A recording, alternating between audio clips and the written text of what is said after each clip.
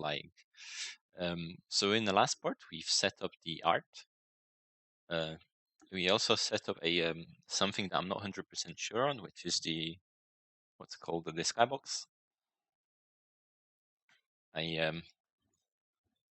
But either way, we might change the Skybox later. I was thinking of making a parallax scrolling background, but then I was like, the levels are so short anyway that there is probably no point for that. So first thing I want to do is I want to set up collision for everything. So for our floors, we want to make sure that there is no collision at all, no box colliders or anything. Whereas for all the other objects, well, the breakable blocks, what we want to do is we want to just go into the prefab, remove the box collider because we'll be using a 2D box collider instead, and do the exact same thing for every other block. So we want to have 2D box collider, 2D box collider. So we're going to make it as if it's a proper 2D game. Oh, it seems like the unbreakable block is already set correctly. Now that we have this, and here we have our character. Okay, let me just remove all of these so we go back from the start. So selecting a character, we will need a capsule collider 2D for a character.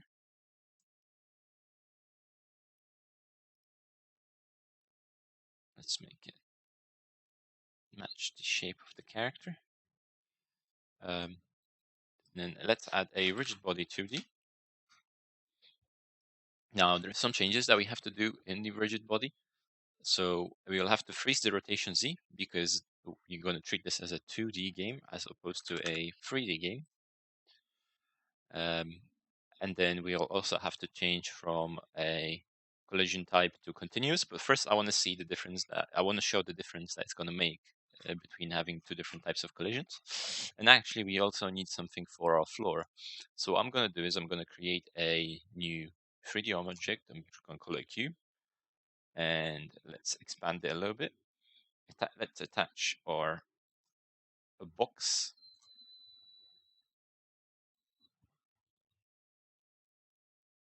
And let's drag it across. Now I'm just going to remove this, add to the box collider, and we'll just disable the mesh when we are not using it. And we're going to call this the floor collision box. I'm just going to duplicate this and drag it across. Let's just enable the mesh so we see what we're working with. Just want to make sure it's spread across where the entirety of floor is. And finally, one more time. This one might need to be slightly bigger.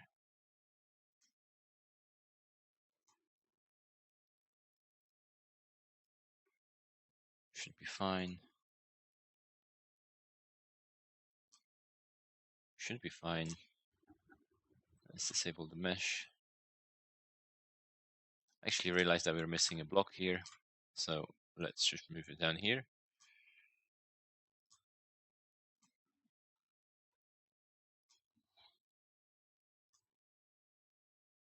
We go till the end. And that's our entire collision for the setup. So now let's do some coding. Now, we've created a bunch of empty classes that we want to slowly start working on now. So let's start off with this one. Actually, I've downloaded some font that is free to use. Let me see if I have it. Oh, I do. So I'll actually extract this right now. And we are going to put it into the project. So let's create a new folder and let's just call it font. New folder, font, like so. And inside, I'm just going to drag in the new font that I have. And all of the links to the fonts will be available on the YouTube videos, but if someone wants to see right now, I do have this bookmarked. So it's from dafonts.com right here. It's free for personal and commercial use according to the offer, and it looks something like this. So this is what we're going to use for this tutorial series. Okay, so now that we have this, let's open up our player controller, and this is where we're going to make our character move. So we're going to start the game with making some variables. So let's make a private float move speed. I'm going to set it to some random number like 10, and then we can adjust it later. I'm going to add a jump force, set it to a number. I'm going to add a jump delay.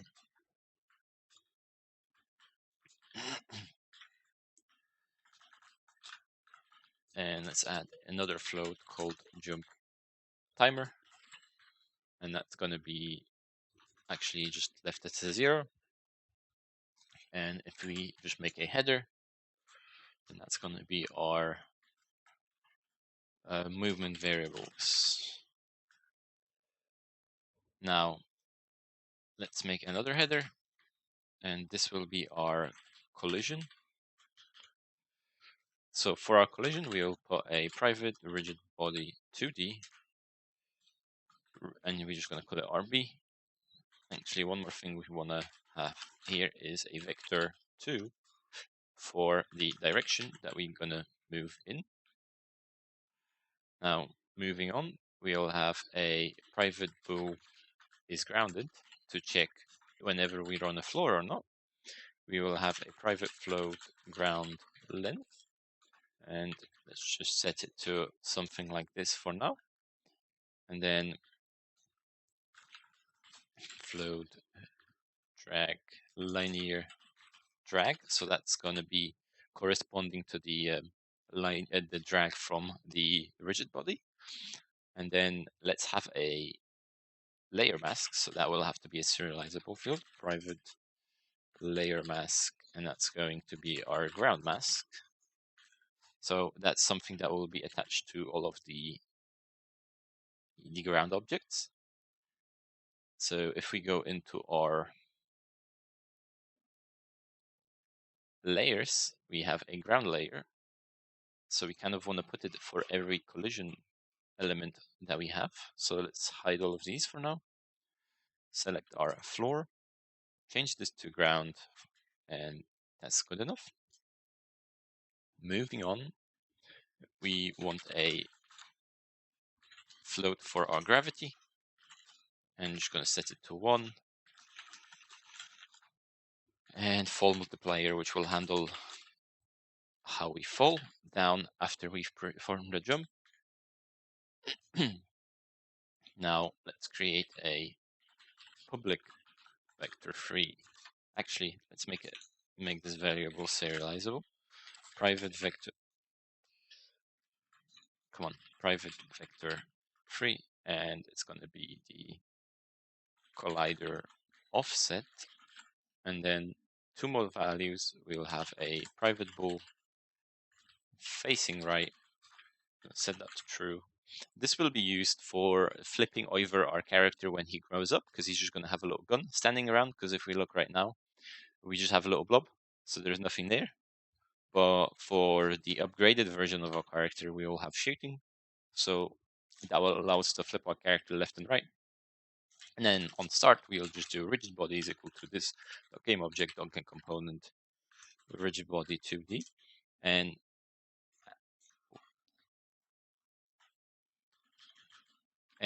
actually, now that we have this, let's just do something like this. So we'll do require rigid body 2, and that's going to be type of 2D. So what this does is, I'll show you real quick. So if I try to attach our what's it called player controller here, it automatically puts in a rigid body with the component. And if you try to remove it, it's not going to let you remove it because that component requires the rigid body. So it's a good way not to go wrong when creating a game object. And you know that a specific script will rely on another script in order for it to work. Now, moving on, let's create some functions. Let's create our update and our fixed joint, private void fixed update. Okay, so our update is going to handle our reading in our input. whereas fix update will handle the physics, because physics should be calculated in fix update rather than in update. So first we'll do check for our ground. So we'll do physics 2D dot raycast, and then we'll just do transform dot position. So plus our collider offset, and then vector 2 down, which means facing down, our ground length, and ground mask. Now, the ground length is a variable that might have to be manually adjusted, although I did test this prior, so it should work anyway. Actually, let's not do the grounded for now. Let's just do a simple direction is equal to new vector 2, and then we'll do input.getAxis raw, horizontal, and then finally we will do input.getAxis draw, vertical, like so. And this will attach our the vector 2 of direction to be equal to our horizontal or vertical input. For those who don't know, if we go into, I believe it's project settings, and then we go into input, we have these guys here. And this is basically what horizontal is. So you can trigger this by either pressing left or right mouse key. It can be alternatively A or D. And if you see there's two sets of horizontals, that's because the first set corresponds to, as you see, keyboard and mouse keys, but the second horizontal corresponds to a joystick. So if you have a 360 controller or something like that, if you use the toggle left right, the character will move accordingly to the horizontal vertical movement. So let's crawl a bit lower and create some other functions that we'll need for this to work. So we will need to, like I said, flip the character later on. So let's create a function for it now. So that will be as simple as this for our boolean, and we'll do transform.rotation is equal to quaternion.euler, and we'll just do 0, facing right, then 180, because that's entire spin to the other direction, and that's it. So what this does is it flips the character 3D model by 180 degrees, like so. So essentially what's going to happen is if we go into our character and we do 180, it flips like this. Of course, since it's a circle, you can't really tell well, but when we attach the gun later, it will be more visible. Now with this, let's do a jump. So for our jump, we will do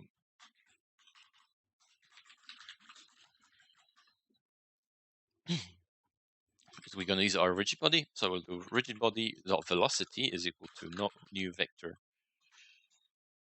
2, and we will do rb dot velocity dot x and then 0 here, and we'll do rigid body dot add force. We'll do vector 2 dot up. So what this first line does is it maintains our x control, so moving left right, but the second one will add force to our jump, so we actually jump up, and we'll times of course by our jump force, like so. And the force mode that we're going to use is impulse.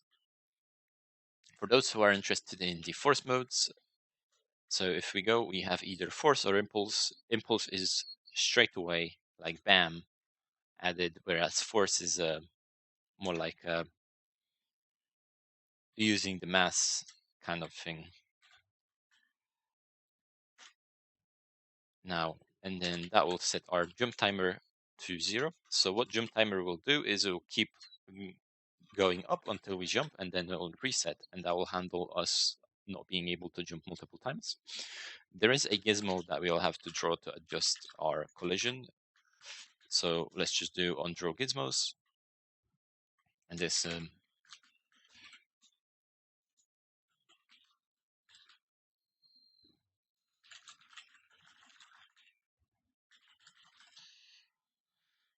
Okay, so first let's set up a color. So gizmos.color is equal to color dot. And what color can we use to make it visible? Let's use green. Gizmos dot draw line, and I'm just going to draw two sets of lines. We'll transform dot position. The first line is going to be on our positive collision offset. So we'll do transform dot position plus vector 3 dot down.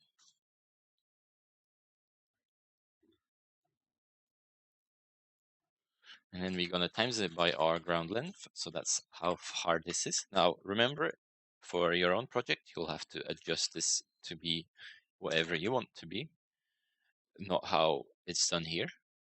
So this is a manual thing that has to be done. And here we'll just do minus to get our second line. With these two added, before we start, we need to have our logic. So we'll just do private void modify physics, and then we'll do bool changing directions, and we will do our direction dot x is greater than 0 and rigid body dot velocity dot x is smaller than 0, or and then in brackets direction dot x is smaller than 0 and rigid body dot velocity dot x is higher than 0. So basically, if this condition is set, we either change our bool to true or false. And then we're just going to do our is grounded logic here as well. So if our object is grounded, we will just do if mathf dot abs direction dot x is greater than 0.4f, or changing directions. Then what we're going to do is rgb.drag is equal to linear drag. And then finally else rgb.drag is equal to 0. And finally, once this is done, rgb.gravity scale is equal to 0. Now, continuing on, rgb.gravity scale, where are we?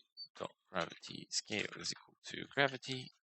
rgb.drag is equal to linear drag times 0.125. These values you can modify yourself. It's just, it seems to work, and if it works, it's okay. No. What am I doing? If rgb.velocity.y is greater than 0, then we'll do gravity scale is equal to gravity times our full multiplier, and else if, which is the last part of code, we'll be done with this afterwards, dot y is greater than 0, and no, input dot get key, or get button. Yeah, it's get button, because keys are for pressing with keyboard when you use key codes, and buttons are for using the button control, the input controller I showed earlier. And jump is the key we're looking at. rb.gravity scale is equal to gravity times full multiplier divided by 2, like so. And with this, we will have our physics part done. Now let's fill up our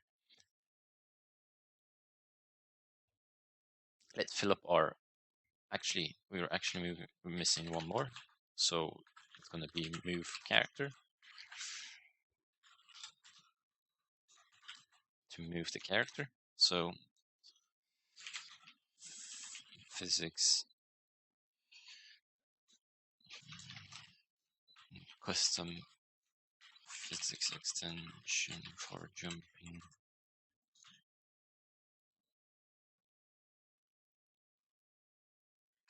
There we go. Okay.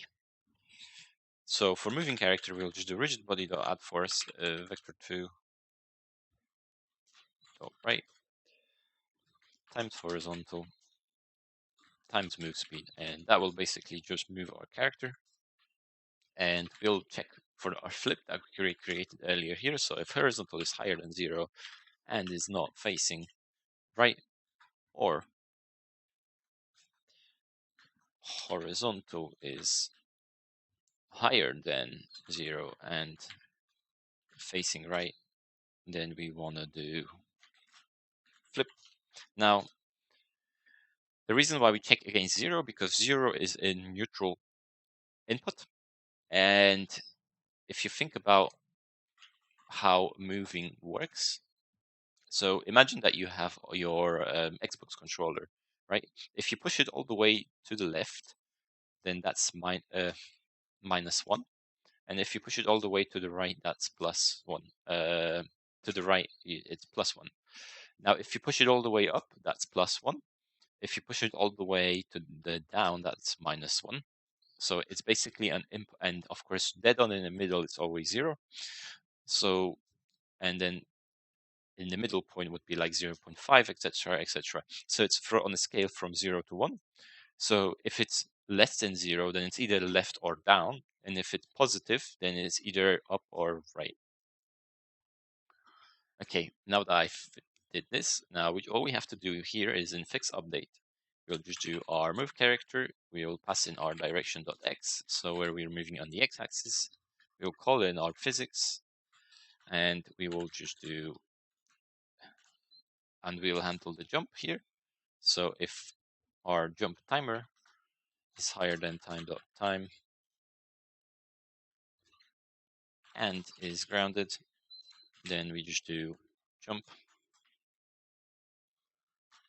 like so. And now if we go back, so right now the game already moves, or at least it should. It's just that the jumping is not going to work yet.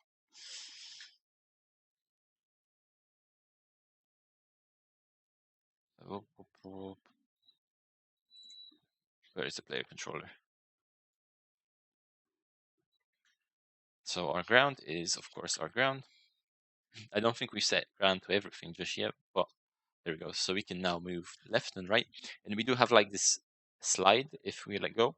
A bit like in the Mario games where they kind of overshoot if they keep holding it. Okay, so let's just finish up with the jumping. And before we do the grounding, let's do if input.getButton down, and we will check for our jump. So we're just going to type in jump here, and we'll just do jump timer is equal to time.time plus jump delay, like so. With this, we only have one more line of code left to do, I believe.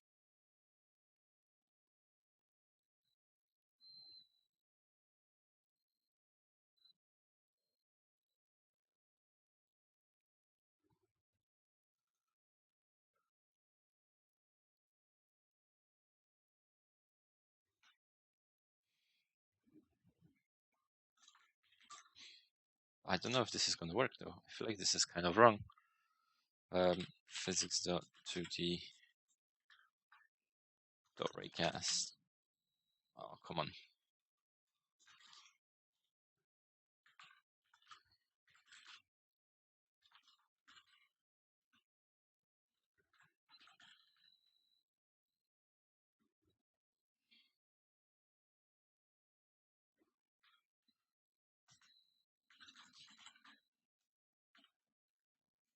Okay. No. Ground mask. There we go, like so. Yeah, that's actually that should be fine. Let's now go here and get rid of all of those. What do you mean? Are we actually not using it? Let's make it serializable. We'll actually have to manually assign this variable. Okay, let's check out what other values have issues. Let's just see.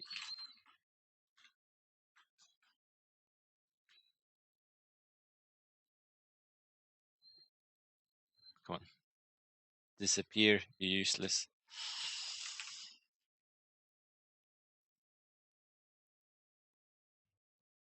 And the final one.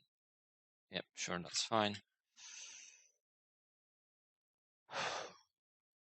Now, what I kind of want to do now is, if we see those lines on our collider offset, we kind of have to match them so they're dead on the side here.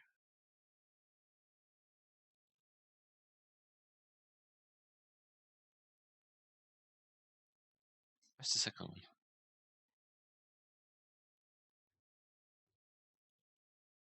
Okay, come on. There we go, like so. But there should be a second line. Or am I? No, it is there. Go away.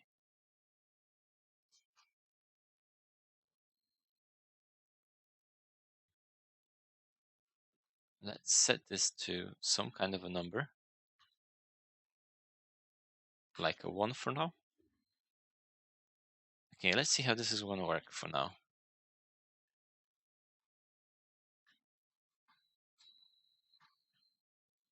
Okay, what about these guys? These guys need some work.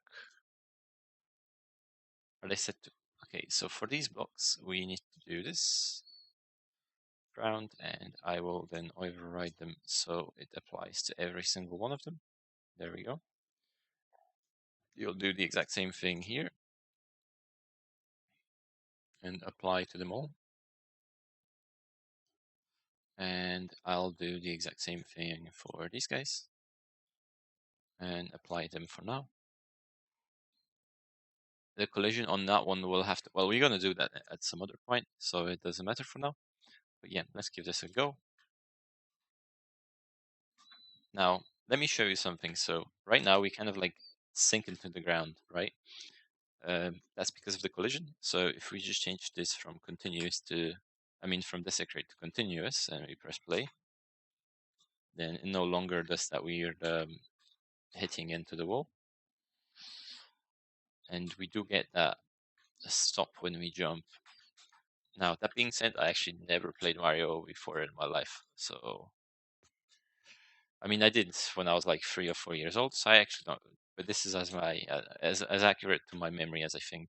Now, the biggest problem now is if we try to go off the screen, we do, and we just disappear into the distance. Of course, the jump has to be it's way too high.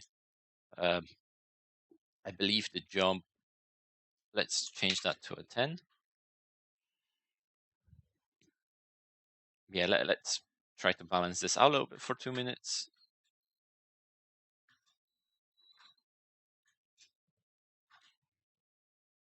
Oh, is this good enough?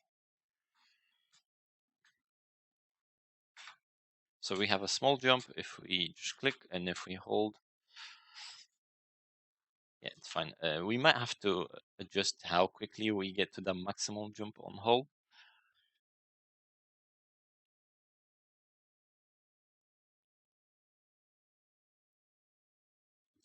That's something I can mess around with off screen. But that's fine for now. Let's work on the camera. This is the next part that I kind of want to do something about. So if we look at the camera, we have well, there's nothing here right now. So first thing I want to add to the camera is I want to create a new, and that's going to be a 3D object. And I'm going to move this 3D object right outside the camera, like this. And I'm going to remove the box collider and just place a 2D box collider, as this is technically a 2D game with 3D assets. And I'm going to make it huge. I'm going to add some kind of a texture to it, and I'm going to call it the back edge or something weird as that. Now, what this does is now if we press play and we try to move to the left, it doesn't let us, right? So all we have to do now is just create some kind of a camera controller. Do we have a script for that? No, we don't. So let's create a camera movement and go into our main camera. Where are we? Camera movement. And we can drag in our camera movement here. Open the script. And this is going to be a very, very simple script. So here we will just type in private, and we'll just do game object. We might have to change this to depending on how we handle player def later on, but it's good. This is good enough for now. Camera. We'll just do a vector-free camera position, and then let's make a start function. And in the start function, we will just type in camera is equal to this dot game object dot get component camera, like so. And we'll do camera position is equal to camera dot transform dot position. And all we have to do here is just use a late update. So any camera changes should be done in late update. There's 3 sets of updates. So you have your update, you have your fixed update, and you have your late update. So late update is the last update that happens in the cycle. This is the physics update, and this is the basic update. So any user inputs would be handled here. Any physics will be handled here, and camera work and everything else that can go last will go into this one. So if camera.transform.position.x is smaller than player object.transform.position.x. So what we're actually doing here is we're just making a very simple script that will move the camera with our player. However, the camera will only move to the right. It will never go back. So that means that if we go too far, the game's just not going to let us go back. Like, I think that's how Mario games worked. I'm pretty sure all the older games worked just like that. So this is what we're going to do. So let's move. Oh, we didn't assign our camera, did we? So let's find our player character. We just drag it in here like so. And let's move to the right. So as we see, the camera is moving with us. And if we try to go back, nothing lets us go back. And we're way too fast. Let's change that a little bit. So change that from speed to about 7.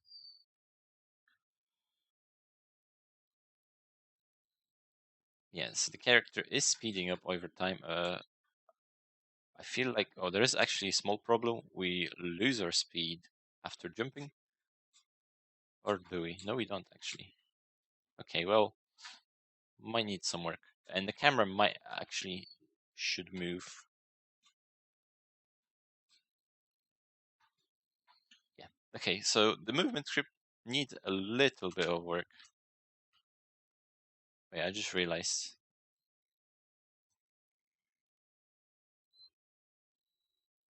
But yeah, we have a start. That's the most important thing. We'll work on changing it as we kind of move on.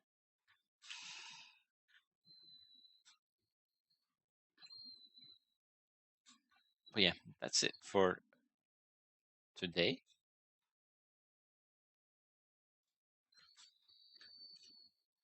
It's kind of getting there, but not there at the same time, if you know what I mean. So yeah, I'll play around with some variables in off stream. Maybe I can figure out something else. We might change to a newer movement system later on. Maybe we'll stick to this one. We'll see. In the next part, we'll try to add enemies, I guess. When we get an entire level that moves from start to finish, only then we will add a function to. Well, only then we'll work on reworking the movements script. The most important part about, I would say, prototyping is to try to get every mechanic done as quickly as possible. Once you have that, only then go back to it and try to make it better. So yeah, this will be it for today. It's a short one, but we did everything we wanted to do. I think 2 more, maybe 3 more sessions of this and we'll be done. So hopefully sometime next week or maybe the week after that will be done. We'll definitely be done by the end of this month with this series, and hopefully the next one, which is the pathfinding one. Thanks for today, and have